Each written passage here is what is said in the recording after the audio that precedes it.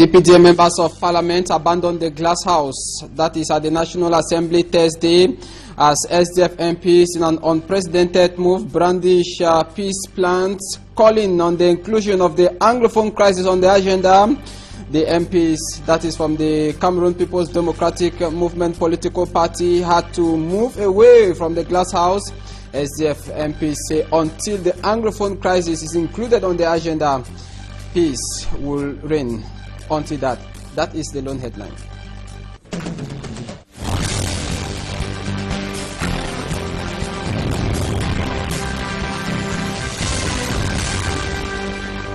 Good evening, I am HANSON Chanji. Thanks for joining me, watching the 6 p.m. primetime newscast on Equinox Television. We are broadcasting live from Douala, Cameroon, Equinox Central News Desk. It was hot at the National Assembly, but not another fire incident. SDF MPs stormed the National Assembly with peace plans, demanding that the House Speaker includes the Anglophone crisis on the agenda for the November parliamentary session. CPDM members of parliament had to go out of the glass house. It was fire and brimstone at the National Assembly, as Mimi Mefo tells us. For the first time since the kick-off of the November session of Parliament, the Social Democratic Front MPs showed up at the hemicycle this Thursday. Deliberations on the 2018 state budget tabled before MPs was going on as usual until deputies of the opposition unveiled their agenda. How many people for your cooking? Oh, we tired. They suddenly rose with peace plans, chanting songs on the rostrum, and disrupted the session.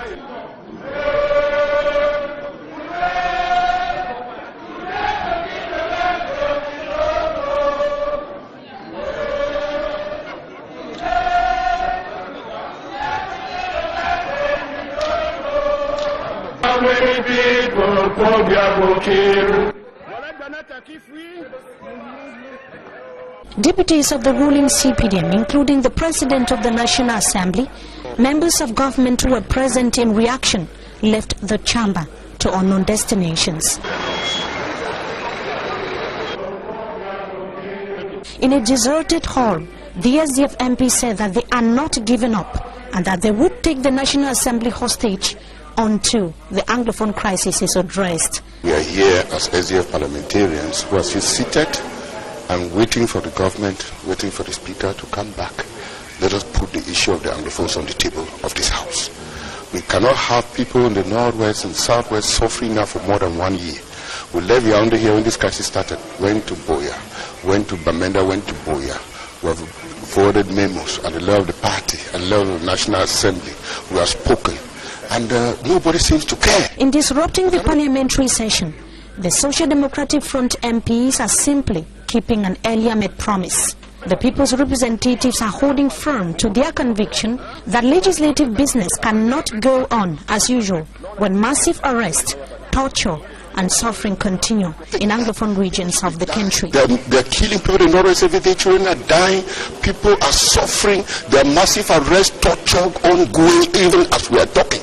And people think that we should just conduct business the way they've been doing it. It's a ridicule, and that issue of the Anglophone must come on the table of this House.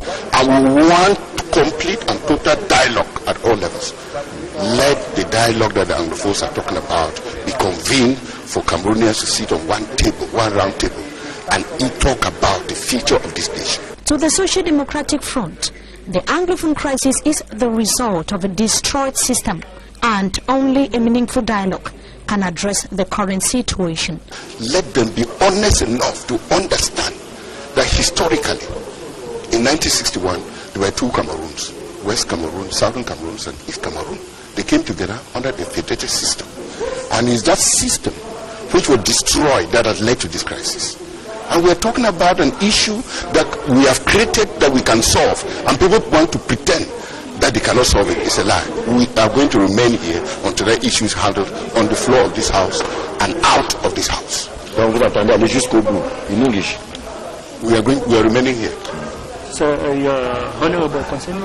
The SDF say that this session of Parliament would not be business as usual, and that there would be no debate on the 2018 state budget unless the House treats the Anglophone crisis as a matter of urgency.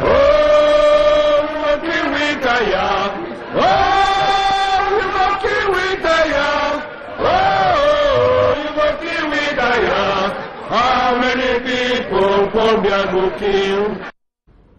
Staff Lady Mimime, for ending that report. It should be noted that the finance bill, that's for 2018 fiscal year, the head of state Pobia has instructed that the 35 billion francs CFA earlier set aside as far as elections for 2018 is concerned should be increased to 50 billion francs CFA. We'll keep you updated as soon as we are informed. Now we take you to Ezeka.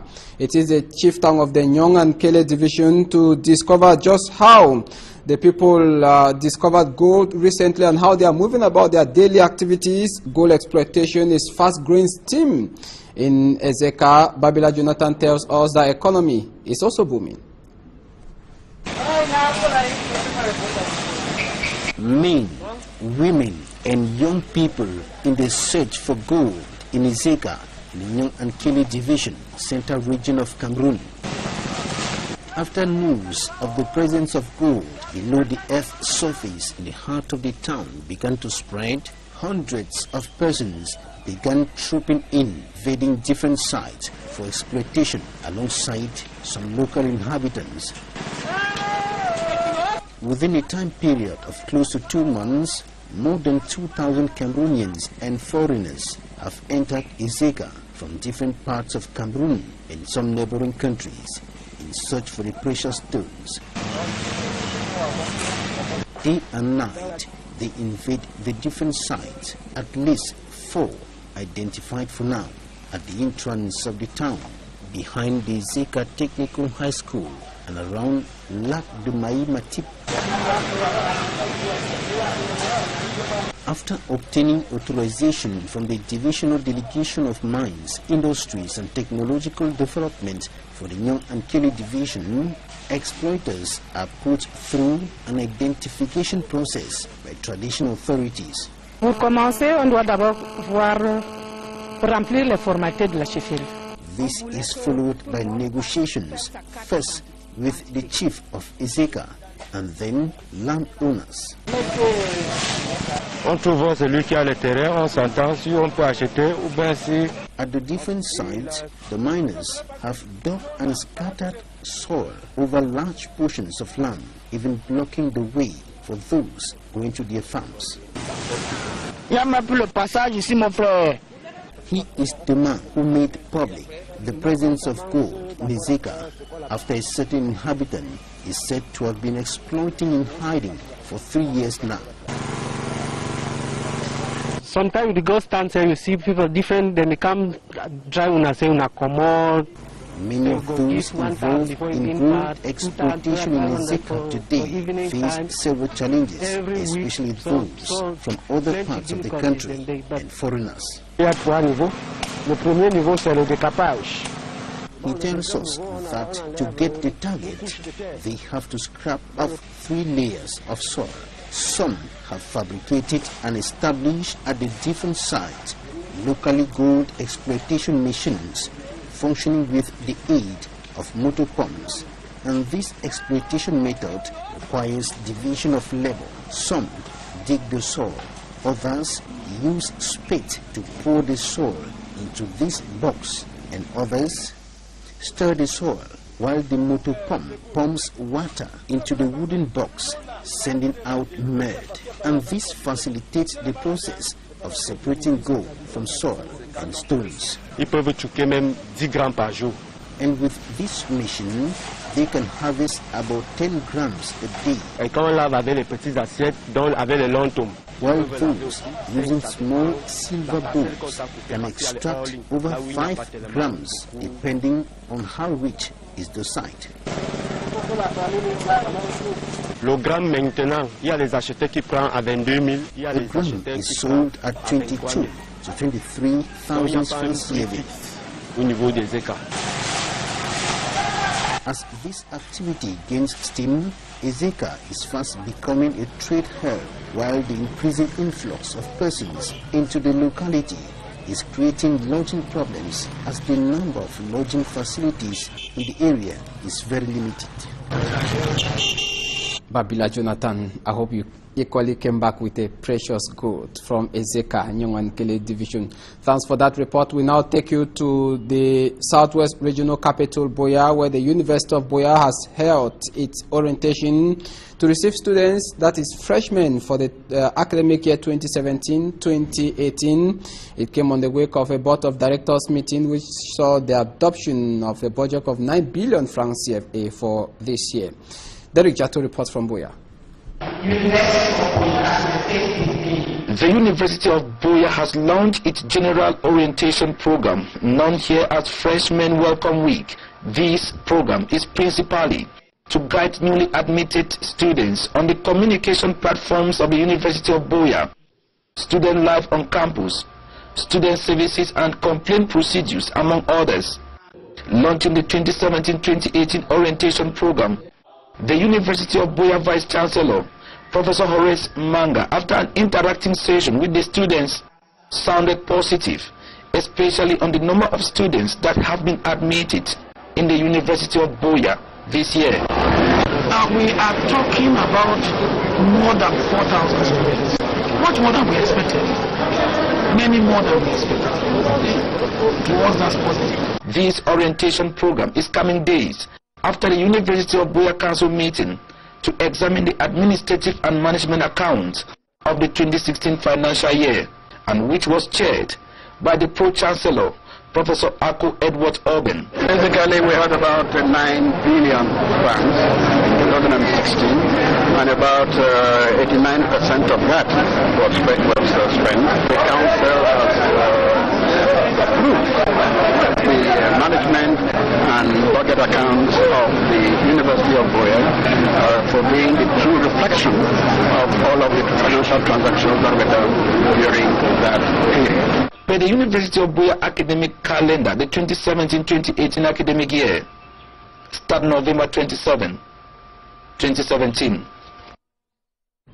New Stars of Douala, it is a football club based in the economic capital in Littoral. They are already out of the economic capital in prelude to the final of the Cup of Cameroon 2017 that will be taking place in the days ahead. New Stars, they are hyper motivated as far as their players are concerned.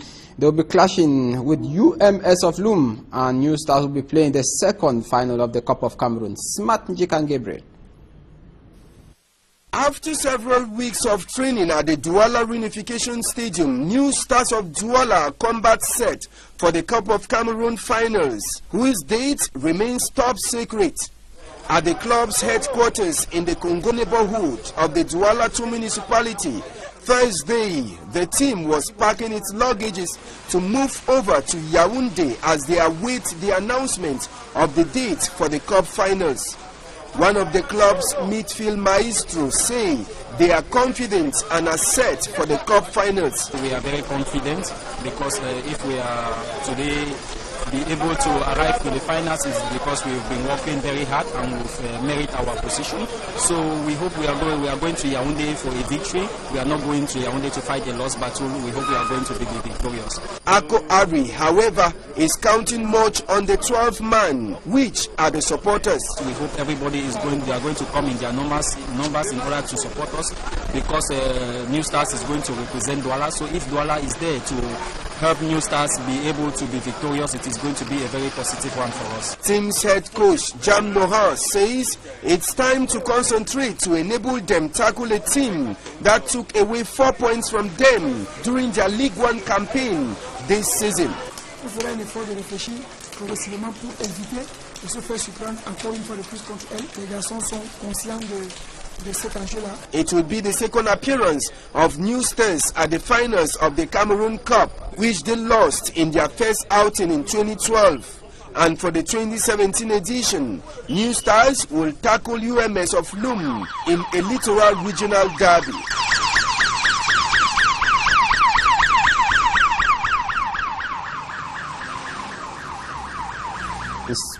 Sport, we talk basketball, where the men's basketball team has intensified preparations ahead of the first window of the FIBA basketball eliminatories that will be taking place in the nation's capital, Yaoundé, this weekend. The competition that will take place at the Yaoundé Sport Complex will involve Chad, Guinea, reigning African champions Tunisia, as well as Cameroon. All teams are vying for a place at the World Cup that will be coming up next year. Once again, Smart Njikan Gabriel. The Yaoundé Sports Complex is the venue where the senior men's basketball team are strategizing ahead of the eliminatories for the FIBA World Basketball Competition. The objective of the team is to attain maximum points to qualify for the World Tournament. To get that qualification, Cameroon will be hosting 3 other countries, Chad, Guinea, and current African champions Tunisia in Group A of the eliminatories beginning this weekend at the Yaoundé Sports Complex. To prepare for the tournaments for the past 2 weeks, 5 locally selected players and 10 professionals have been in camp. For this first window of the African Zonal Eliminatories, 16 teams shared into 4 groups are in the starting lineup. The first leg matches for Group A teams, where Cameroon is lodged, will be played at the Yaoundé Sports Complex, while Tunisia will host the return leg matches come 2018. The 3 teams that will qualify at the end of the first window will confront those from Pool C. But this time around, the format will be on a home and away basis. The first 2 teams will qualify for the World Championship that will be hosted by China. We now take you to the second segment of this news, but before that, a note on Zimbabwe. The successor of Robert Mugabe will be sworn in tomorrow as the new president of Zimbabwe. Former Vice President Emmerson Mnangagwa returned to the country yesterday after 2 weeks of exile. It should be noted that Robert Mugabe has been announced in the inauguration of his former Vice President. We shall be giving you updates as soon as we are informed. Up next now, we talk the free circulation of goods and persons in the Semak sub-region.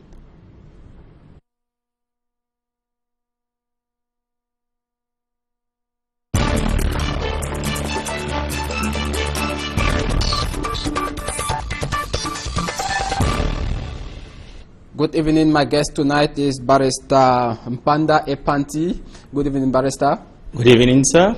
Now, before we talk about the free circulation of goods and persons in the Semak sub-region, which you are an expert working in that domain, can you comment on the outing of SDF parliamentarians at the National Assembly today, unprecedented move? As a Cameroonian, did you expect that from an opposition party? As a Cameroonian, you should always expect anything from the MPs. They are the representative of the people, so they have the monopoly of their decision.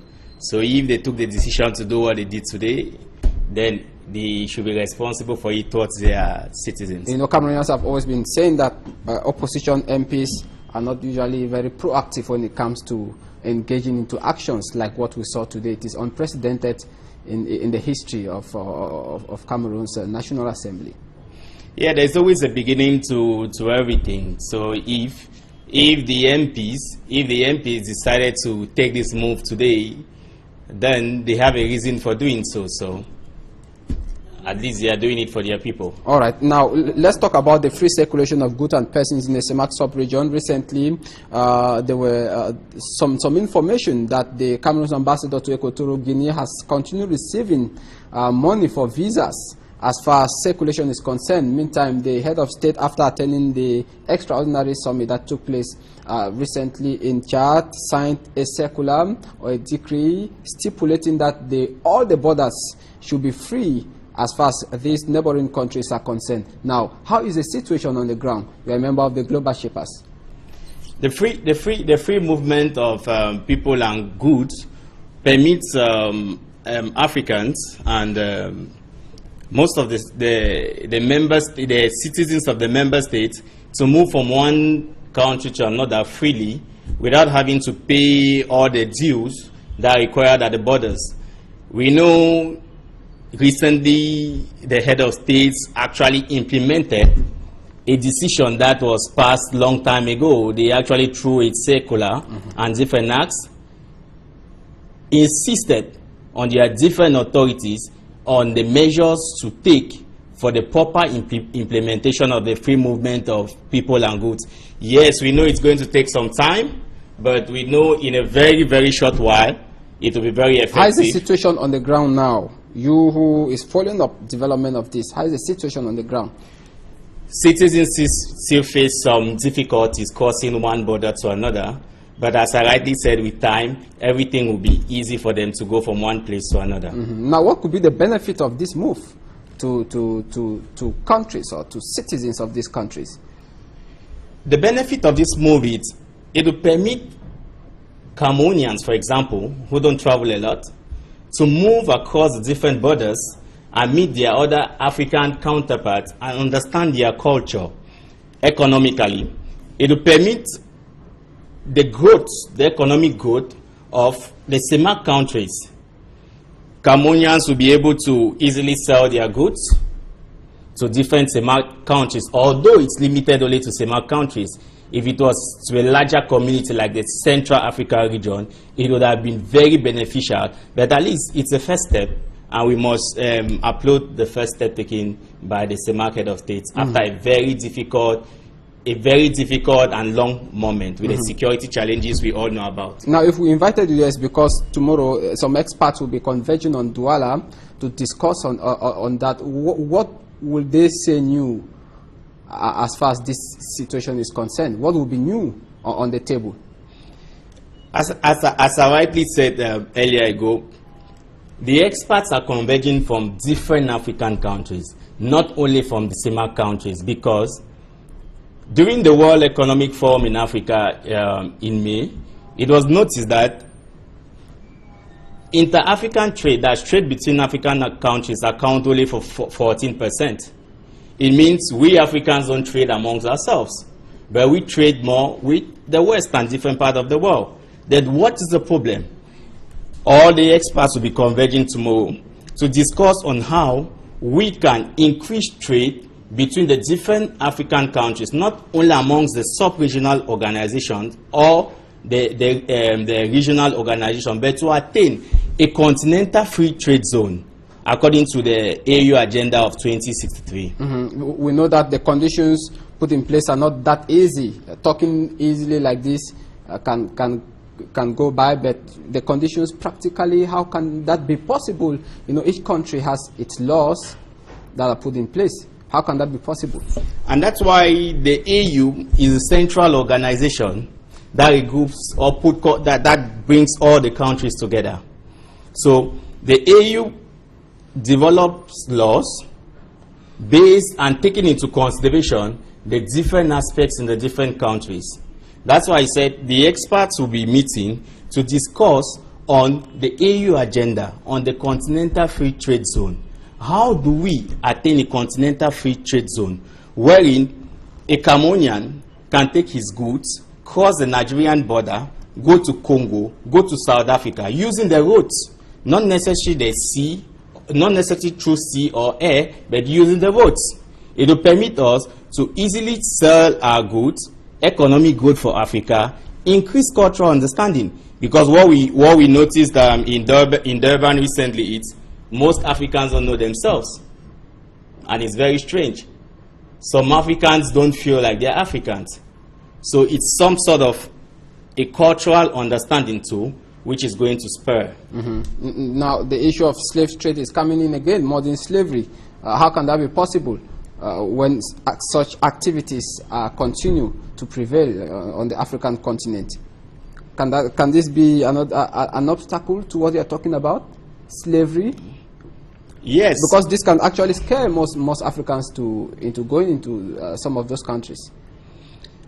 We understand it's a current situation that's been spoken a lot now, and most African countries are taking measures to repatriate their citizens that find themselves in Libya.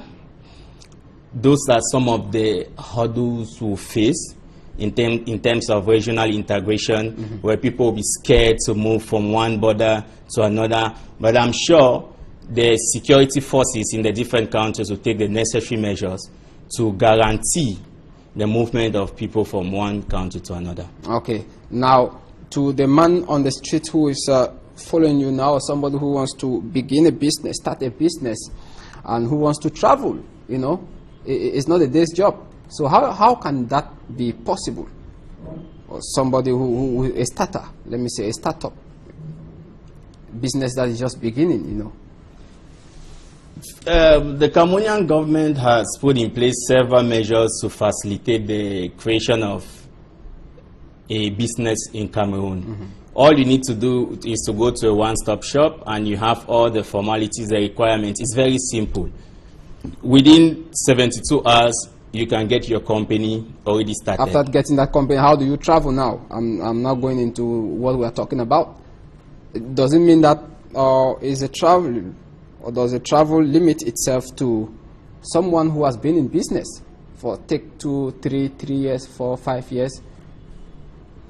Traveling does not limit itself to people who are into business, because the opening of borders is not only for the business people, it's for the nationals, because traveling... Now, we are talking about the business now, trade. Yes.